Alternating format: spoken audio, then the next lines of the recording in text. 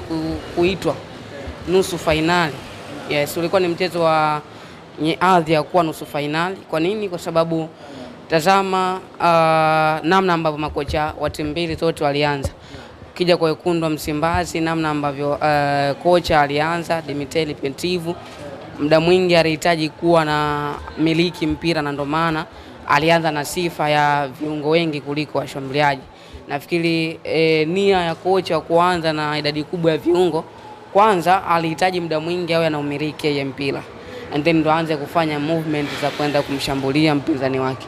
Na huo ndo umekuwa mfumo mama wa kocha ama meneja wa Wekundu wa Msimbazi Simba. Ndio maana utarudi kwenye mechi dhidi ya Singizini alianza hivyo, lakini hata kwenye mechi dhidi ya JKT Tanzania pia alianza hivyo.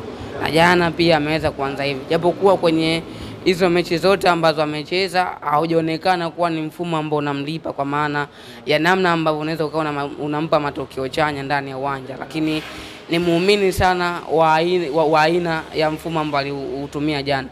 Lakini ukija kwa mpinzani wake, nafikiri alikuwa superb sana namna ambavyo alikuwa anacheza, hakuwa na